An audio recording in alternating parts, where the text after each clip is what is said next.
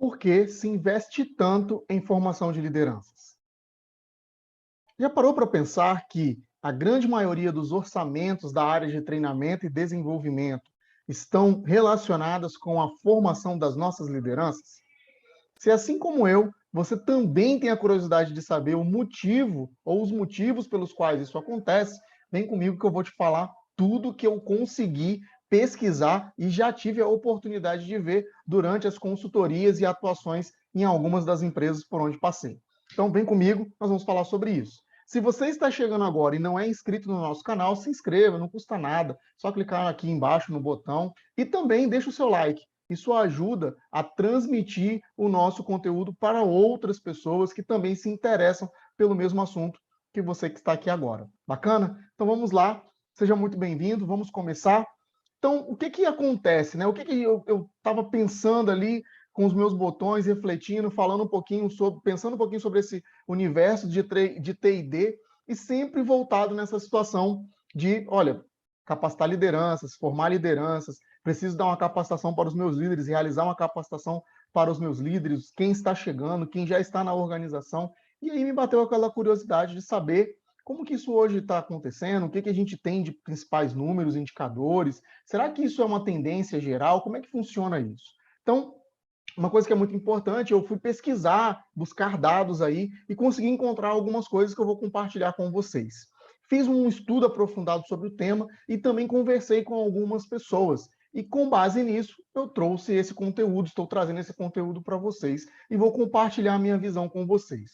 Bom, a primeira coisa que a gente pode dizer, né, eu fui lá nos dados da Associação Brasileira de Treinamento e Desenvolvimento e encontrei os seguintes dados. Essa pesquisa está como nome Panoramas. Depois a gente pode, inclusive, colocar o link aqui para você ver essa pesquisa como um todo, para você poder dar uma olhada. E tem outros dados super interessantes sobre valores de investimento, sobre as principais mudanças de uma área para outra, né? Áreas de serviço, para a área industrial, para a área comercial, quais são os principais aspectos que essas empresas consideram. Então, para quem trabalha na área, é um prato cheio aí de dados, números e informações interessantíssimas. E aqui, voltando ao nosso ponto, por que o foco está na capacitação de líderes? Então, primeira coisa, dentro dessa pesquisa Panoramas, eu encontrei os seguintes dados. A distribuição do investimento do treinamento formal, então aquilo que tem a possibilidade ali de acompanhar, percentualmente falando. Então, olha só, 25% dos orçamentos são destinados à alta liderança, à alta gestão das organizações. E 30%, então além dos 25%, mais 30% são destinados para gerência e supervisão. Então, a área de liderança, ou podemos dizer, essa posição de liderança, recebe aí 55%, em média, dos orçamentos de capacitação das organizações. E o restante, no caso 45%, fica para capacitar todo o restante da organização, para fazer todas as demais ações de capacitação. Bom, a primeira coisa que é muito importante a gente saber, os motivos principais que podem caracterizar esses aspectos, fui buscar uma tendência lá na nossa teoria de Pareto, que diz que 80% dos nossos problemas podem ser resolvidos se nós conseguirmos resolver 20% das causas, 20% de tudo que geralmente vai resolver esses 80%.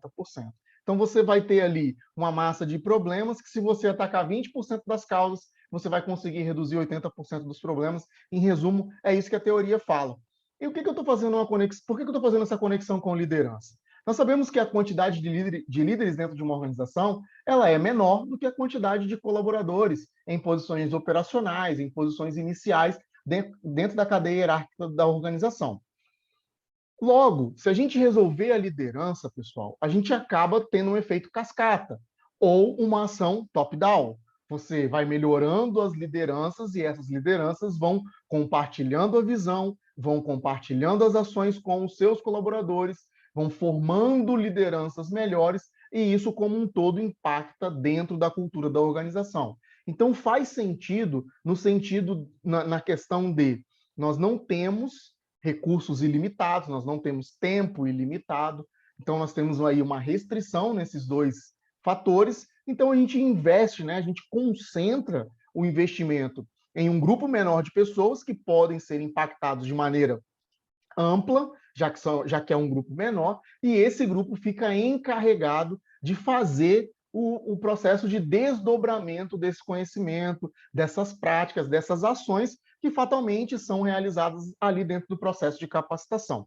Então, faz todo sentido, isso aí é muito bacana. Então, a lei de Pareto, também conhecida como o princípio do 80-20, afirma que para muitos fenômenos, 80% das consequências advêm de 20% das causas. Então, muitos problemas que acontecem dentro da organização, sim, tem ali a sua causa no processo de liderança, no processo de acompanhamento, no processo de desenvolvimento dos colaboradores. Resolvendo isso, fatalmente, se resolve grande parte dos problemas da organização. Um outro ponto é que há uma alta exposição das nossas lideranças. Essa foi uma constatação que eu tive. Os líderes, eles têm um alto grau de culpabilidade. O que eu quero dizer com isso? É lógico, quem está liderando tem que assumir uma parcela considerável dos problemas, das falhas, de determinadas situações negativas dentro da organização. Só que aqui há uma observação importante que eu gostaria de fazer com vocês, que é o processo de construir a autorresponsabilização na equipe também. Por que eu estou falando sobre autoexposição, autorresponsabilização? Porque o que acontece? Na maioria das vezes, o líder está sobre um alto estresse, uma alta pressão, e isso não necessariamente reflete em resultados melhores para a sua equipe, porque ele acaba concentrando as tarefas, ele acaba puxando as tarefas da sua equipe e ele não consegue desenvolvê-la. Então, ele vai ter sempre uma situação de concentração, de centralização de poder, de atividades. Ele é um recurso limitado, limitado no sentido de quantidade, menor do que a sua equipe, e isso acaba invariavelmente trazendo um alto nível de estresse para a equipe, que acaba não sendo desenvolvido, para o próprio líder, e isso vai muito das nossas políticas. Nós precisamos desenvolver, dentro das áreas de trabalho, um processo de construção de responsabilidade das equipes também, dando a eles maior autonomia, maiores responsabilidades e também responsabilidade sobre os resultados que acontecem. É um sentido de vencemos, vencemos todos, inclusive o líder, perdemos, perdemos todos, o líder e a equipe. Então, esse processo acaba fazendo com que haja um alto desgaste das nossas lideranças e a necessidade da gente também estar dando suporte constante com capacitações que não necessariamente vão desenvolver as competências críticas do negócio, mas em muitos momentos vão apoiar psicologicamente e mentalmente esses líderes. Flávio, então quer dizer que a gente não tem que apoiar? Não, não é isso. O que eu estou dizendo é que a nossa política de uma alta exposição da liderança em diversos aspectos faz com que essa alta exposição gere uma pressão, e muitas vezes desnecessárias, gere um sentido de superioridade, que não é o caso. Né? Um líder ele tem defeitos e qualidades como todos os demais colaboradores, o caso é que o conjunto de habilidades que ele detém é diferente, e isso faz com que ele esteja naquela posição de liderança. Não porque ele é superior. São coisas muito diferentes.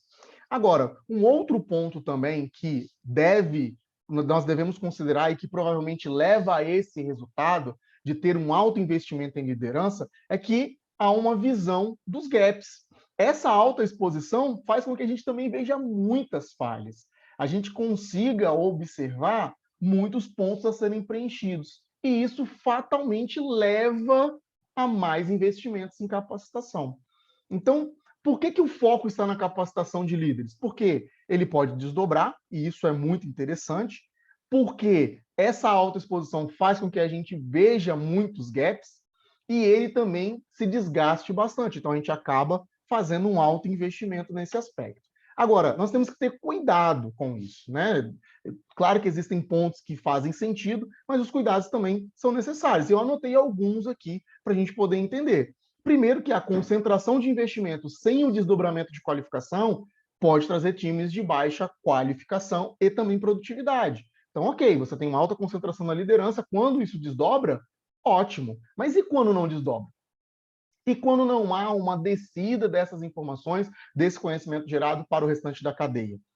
Acaba que nós ficamos com times cada vez menos qualificados, menos produtivos, o que pode impactar diretamente nos resultados financeiros da organização, nos resultados de satisfação dos clientes, no resultado dos projetos entregues e também pode proporcionar uma alta rotatividade, um turnover alto. Por quê?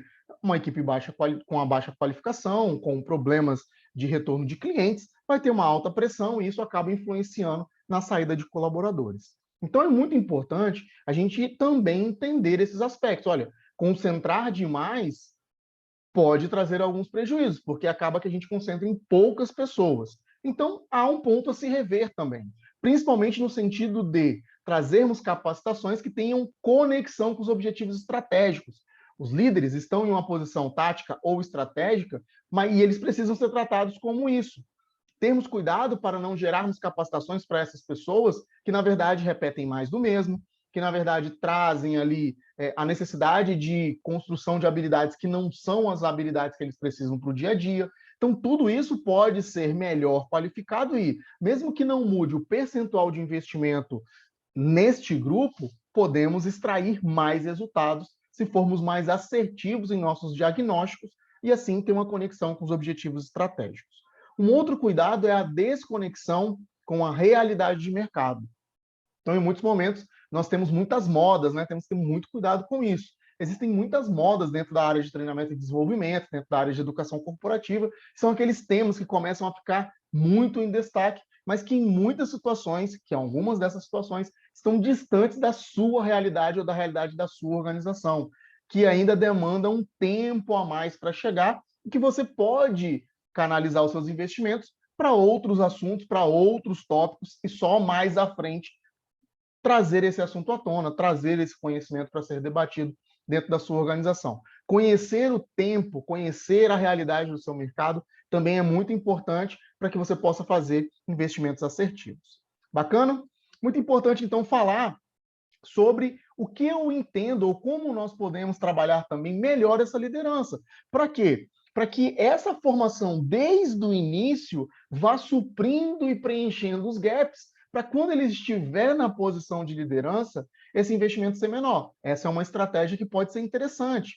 Como que seria essa estratégia? Bom, primeiro, ter um perfil muito bem definido e claro de quais são as habilidades desejadas dentro da sua organização para a posição de liderança. E aqui nós estamos falando tanto de homens quanto mulheres, né, quanto trans, seja qual for. O perfil são características, é o que a gente fala de enxergar a cadeira vazia. Não necessariamente a pessoa, é a cadeira. O que essa cadeira precisa, o que esse cargo precisa. Então, ter esse perfil muito claro. Fazer um modelo sólido de recrutamento. Então, seja ele externo ou interno, que você consiga preencher as lacunas. Uma dica interessante que a maioria das organizações com culturas fortes fazem é colocar marcadores em colaboradores que entrarem em posições iniciais, mas que já demonstram algumas dessas habilidades. São os marcadores de potencial. Então, você já pode fazer ali um marcador de potencial. Ah, ele entrou em uma posição inicial na minha organização, uma posição operacional, mas já demonstra algumas habilidades. Então, coloca o marcador, tenta dar uma atenção no sentido do próprio líder cuidar, desenvolver, propor atividades, trabalhar sem que haja essa pressão de ele ser um líder, ele já ir desenvolvendo gradativamente esse conhecimento, essas habilidades, essas atitudes, essas soft skills que são desejadas para a posição de liderança. Também é muito interessante fazer ferramentas de avaliação. Por que a gente treina tanto? Porque muitas vezes a gente escolhe mal. Então, escolher corretamente é importante. Usar ferramentas de avaliação de perfil, avaliação de estado emocional, usar ferramentas que apoiem no conhecimento mais aprofundado dos potenciais candidatos à posição de liderança, também vai te ajudar a melhorar esse investimento no futuro, porque você pode fazer um investimento mais qualificado. E, por fim, utilizar de comitês de avaliação para aprovação nas posições de liderança. Muitas vezes, deixar a cargo apenas do superior, não que ele vá fazer uma escolha ruim sempre, mas às vezes ele vai olhar apenas para um aspecto da liderança e não para outros pontos que são fundamentais, que nós sabemos que muitas vezes um olhar mais ampliado pode ajudar a escolher adequadamente. Bacana, não é mesmo? Então, se você quer saber um pouco mais sobre esse assunto, não perca o nosso próximo episódio. Hoje foi o nosso primeiro episódio da nossa microsérie falando sobre liderança. Nosso próximo assunto vai ser muito bacana, nós vamos falar sobre os modelos, sobre como podemos capacitar os líderes dentro da nossa organização, levando em consideração esses novos tempos, levando em consideração os novos desafios da área de treinamento e desenvolvimento. Bacana, não é mesmo? Se você chegou até aqui, eu quero te agradecer, muito obrigado pela sua audiência, pelo tempo que você passou com a gente e nos vemos em uma outra oportunidade. Até lá!